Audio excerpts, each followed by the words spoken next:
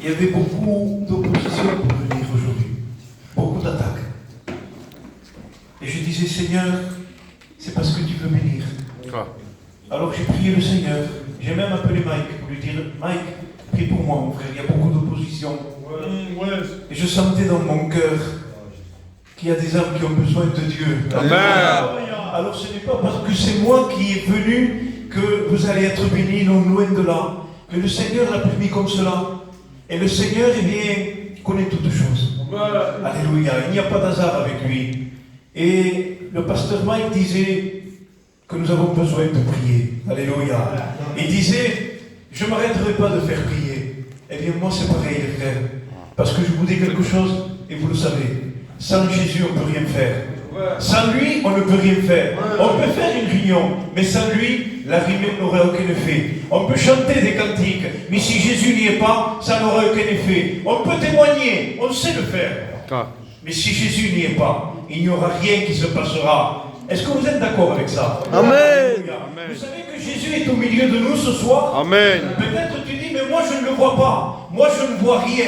Et tu as raison. Mais ce que je voudrais te dire, alléluia, que tout ce que nous disons, eh bien nous le prenons de la parole de Dieu. Et dans le livre de Matthieu, au chapitre 18 et verset 20, il va nous dire 2 ou 3, pas beaucoup, hein?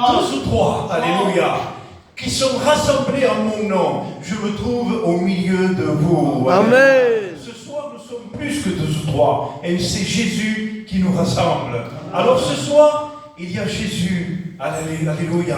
Il y a Jésus dans cet endroit. Il y a Jésus à la cité Bélus. Amen. Il y a Jésus qui est venu pour toi. Jésus est descendu de son ciel de gloire pour venir te visiter, pour venir briser tes chaînes, pour venir, alléluia, bénir ton cœur, pour te faire passer des ténèbres à la lumière, de la puissance de l'ennemi à la puissance de Dieu. Il n'y a rien qui est impossible à Jésus. Alléluia. Aucune chaîne n'est trop épaisse pour lui. Aucun lien n'est trop gros pour lui. Il est le Dieu qui peut tout. Amen. Est-ce que vous êtes d'accord? Amen. Je voudrais prier le Seigneur encore une fois de plus. Amen. Et je vais demander à Mike qu'il se lève et qu'il prie le Seigneur. Gloire à ton nom. Je te remercie, Frère Aguero, pour ce que tu as vaincu à la croix. Tu as écrasé la tête du serpent. Et à cause de ton sang, à cause de toi, la prédication garde toujours l'effet de sauver, l'effet de pardonner. Seigneur, maintenant tu connais, Seigneur, tu vois les besoins des cœurs. Et nous savons que les ténèbres ne sont pas d'accord.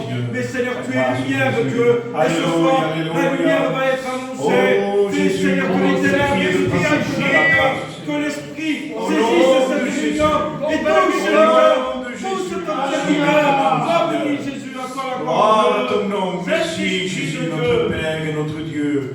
Gloire à Dieu. Amen.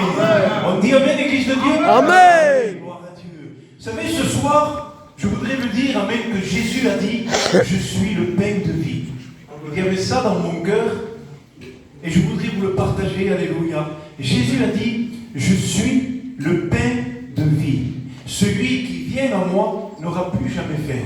Et celui qui croit en moi n'aura plus jamais soif. Tu vas me dire, mais du pain, c'est peu de choses, les Lévico.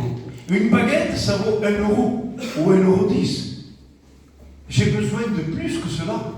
Tu me dis, du pain, c'est pas grand-chose. Mais vous savez, je voudrais te dire ce soir, et je pense qu'il y a un peuple qui aime le pain plus que nous, je ne crois pas que ça existe. C'est vrai ou pas? Il y a beaucoup de peuples, mais il n'y en a pas un qui puisse se comparer au nôtre pour aimer le pain. On peut aller au meilleur restaurant qu'on veut. De suite, quand on rentre, qu'est-ce qu'on fait? Madame, le pain, s'il vous plaît. On peut nous amener la meilleure langouste, le meilleur foie gras. Madame, le pain, s'il vous plaît. Mais ça vaut 1 euro. Mais sans ça, on ne sait pas manger. C'est vrai ou pas? Amen. Vous savez, un jour, j'avais été dans un séminaire, on était à peu près 300 hommes, et dans ce séminaire-là, on mangeait du pain. Et on paye suspendable. Et en 3 jours, Alpa, il va voir le pasteur et il dit, monsieur le pasteur, j'ai jamais vu un peuple manger du pain comme le vôtre. Et le pasteur lui dit, pourquoi monsieur vous dites ça? Pourquoi monsieur? Parce qu'en 3 jours que vous êtes resté là, vous avez mangé quasiment 1 mois de pain. J'ai jamais vu manger du pain comme vous. Et c'est vrai qu'on aime le pain. J'avais une grand-mère, moi, qui était à Bordeaux, une grand-mère qui était espagnole. Et quand j'allais chercher le pain, parce qu'elle me donnait des sous pour aller chercher le pain, et je lui disais, j'ai dit combien de pain je prends? Alors elle me disait combien on est? Et puis je disais, mettons, on était 8. Alors elle me disait, mais si on est 8, prends-en 8. Alors je disais, un par personne. Oui, il me dit, c'est mieux qu'il en reste que pas qu'il en manque. Et on aime le pain. On est un peuple comme ça. On aime le pain. Et ce soir, je voudrais te présenter le pain de vie. Alléluia. Jésus a dit, je suis le pain de vie. Pourquoi? Parce qu'il y a un pain qui donne la mort. Il y a un pain qui veut imiter le pain de vie. Le diable est venu imiter Jésus en toutes choses. Il est venu pour le combattre en toutes choses. Jésus a dit, je suis le pain de vie. Et bien lui aussi propose un pain. Mais voilà, le pain que le diable te propose, c'est le pain de la mort. Le pain qui produit en toi l'effet de la mort. Le pasteur l'a dit, quand tu le consommes, il produit en toi l'effet de la mort. Oh, peut-être quand tu le prends, tu ne t'aperçois pas. Mais quand tu l'as mangé un moment après, tu sens en toi l'amertume dans ton cœur. Tu sens les angoisses dans ton cœur. Vous savez, quand un pêcheur va pêcher, des fois il lance du pain pour attirer les poissons. Mais le but de ce pêcheur, c'est de prendre le poisson pour pouvoir le manger. Ce poisson termine au four ou à la poêle. Le poisson, lui, il est attiré, il voit le pain.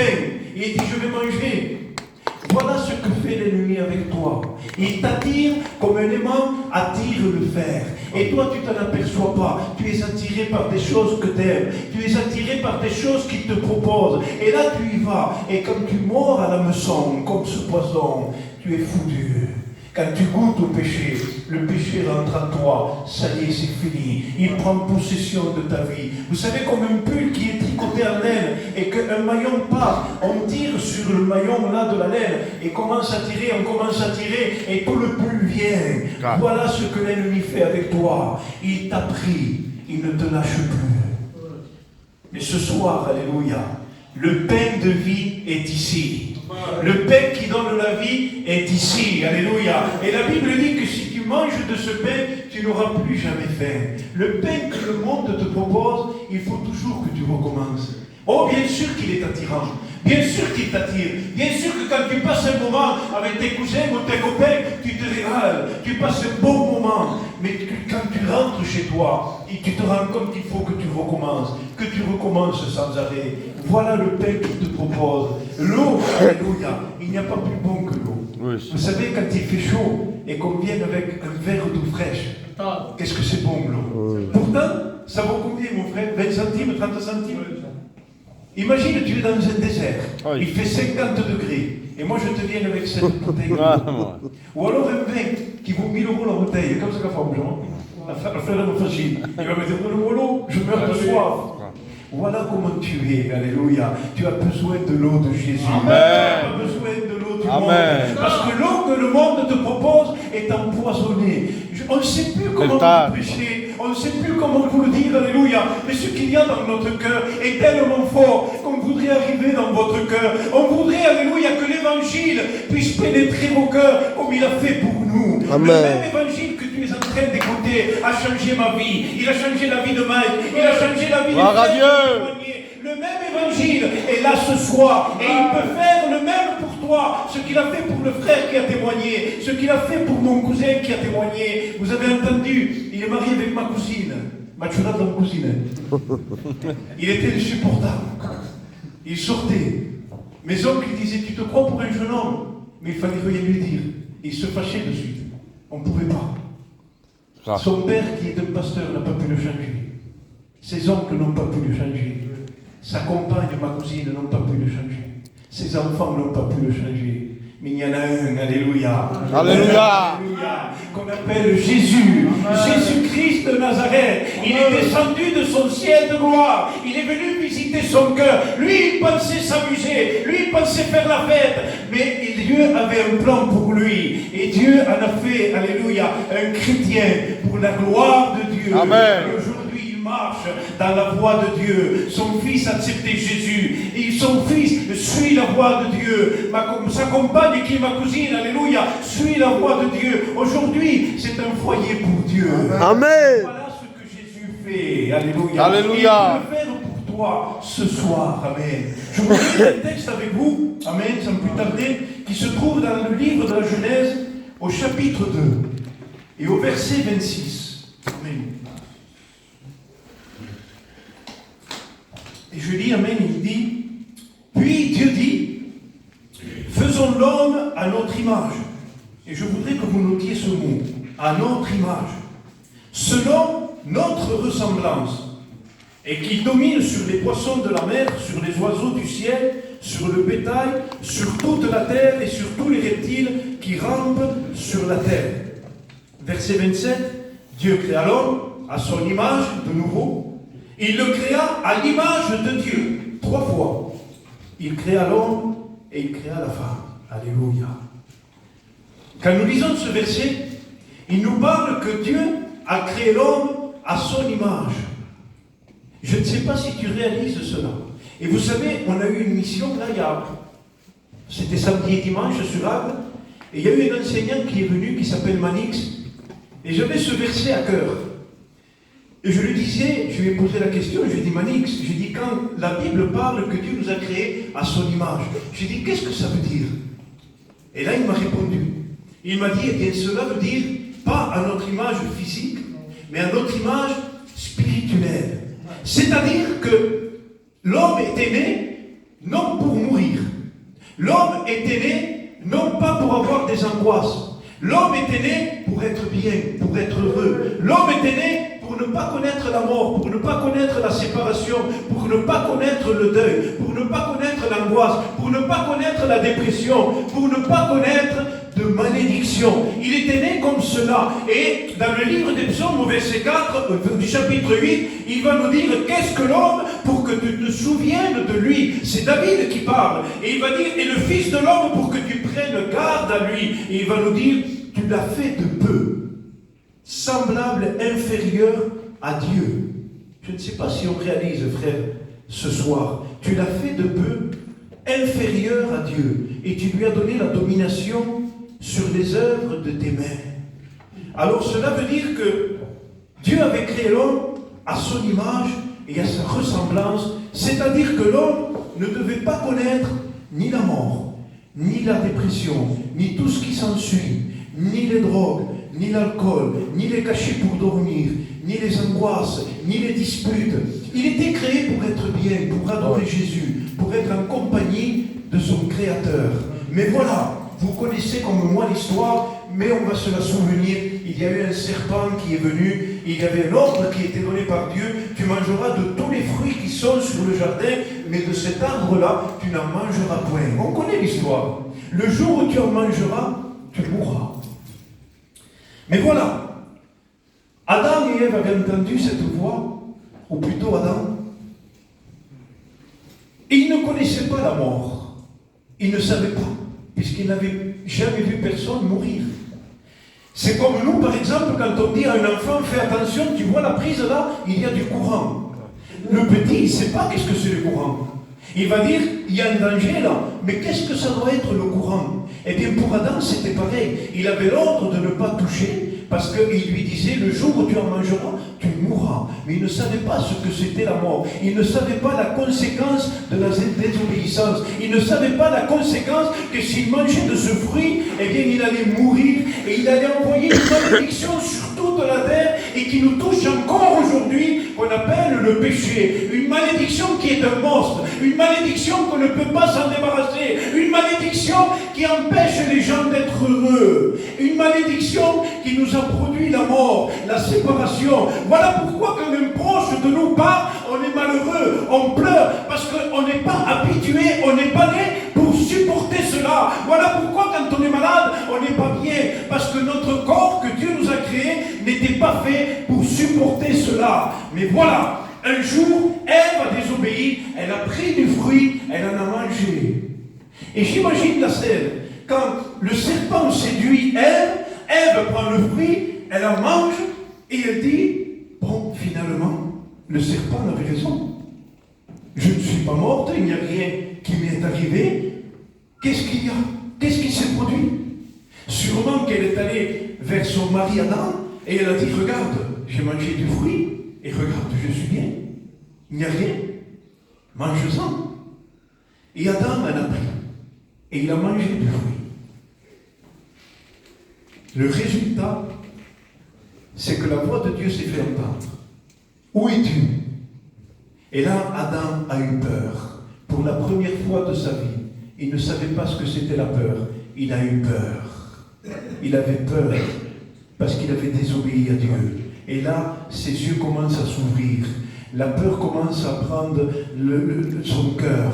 L'angoisse commence à venir dans sa vie en disant, maintenant on voit que c'est grave ce qui s'est passé, on a désobéi à Dieu. Et là, Dieu lui dit, as-tu mangé de cet arbre et de ce fruit que je t'ai défendu? Qui t'a appris, eh bien, que tu avais peur? Qui t'a appris cela? Et là, Adam, vous connaissez l'histoire, commence à dire, la femme que tu as mise à côté de moi a mangé le fruit et elle m'en a donné. Et Dieu va vers Ève et elle lui dit, tu as mangé de ce fruit, et Ève va commencer à dire, non, c'est le serpent, il est venu et il m'a séduit.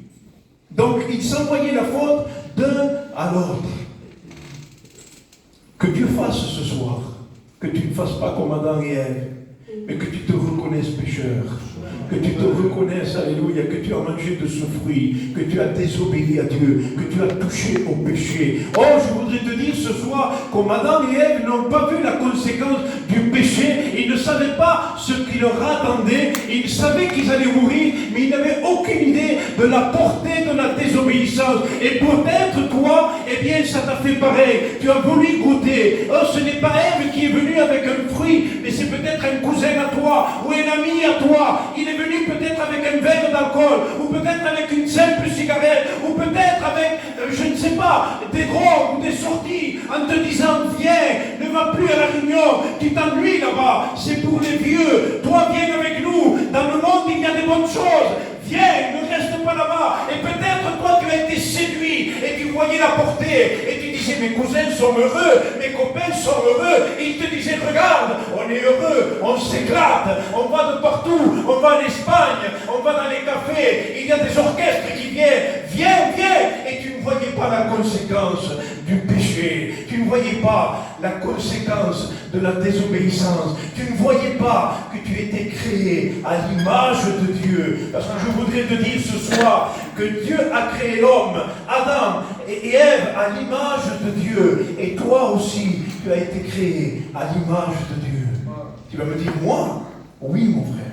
Oui, mon ami qui est là. Tu as été créé à l'image de Dieu. Genèse 2, au chapitre 2, verset 7, il va dire, il t'a formé de ses mains. Alléluia. Et il a soufflé en toi son souffle de vie. Je ne sais pas si tu réalises l'importance que tu as aux yeux de Dieu. Je ne sais pas si tu réalises à combien tu vaux cher aux yeux de Dieu. Tu sais pourquoi? Parce que quand il a créé les cieux et la terre, quand il a créé le soleil et la lune, quand il a créé les étoiles, les arbres, les fruits, les poissons, les animaux, il les a créés en disant, et Dieu dit, mais il ne l'a pas formé de ses mains. Le seul qui l'a formé de ses mains, c'est toi ce soir. Amen. Alors c'est pour cela, alléluia, Amen, que tu as de l'importance aux yeux de Dieu. Amen. Parce que tu es sa créature, tu es sa création. Et ce soir, je voudrais te dire que Dieu a mis en toi son image. Dieu a mis en toi l'image de Dieu. Mais voilà, l'ennemi est venu et il a voulu défigurer l'image de Dieu. En désobéissant, Adam et Ève ont défiguré l'image de Dieu, ont défiguré tous les préceptes que Dieu avait pour eux, ont défiguré leur avenir, leur joie, leur paix, leur bonheur. Ils étaient nés pour être bien, pour être heureux, mais en désobéissant et en péchant et en goûtant à ce fruit, ils ont été rejetés du jardin d'Éden. Ils ont été obligés de travailler, de cultiver la terre. Et je vous raconte pas tout parce que ça serait trop long, mais vous connaissez l'histoire. Ça a été la misère. Et cette malédiction nous a suivis de génération en génération. Aujourd'hui, vous savez, on prend un petit garçon de 2 ans.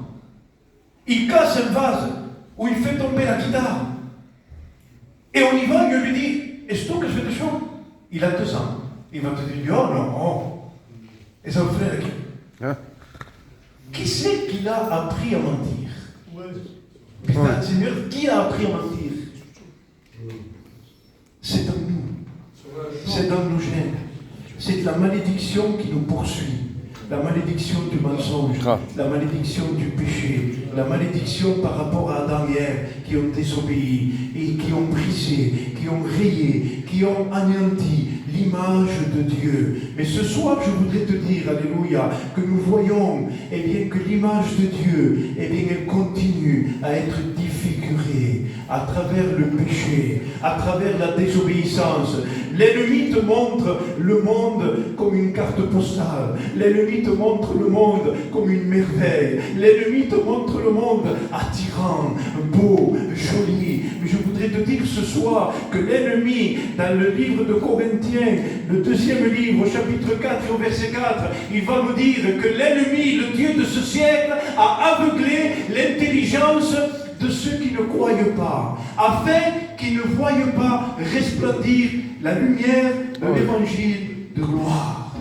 Amen. Et quand je lisais ce texte, Mike, je disais, Seigneur, tu ne dis pas que l'ennemi les a rendus aveugles.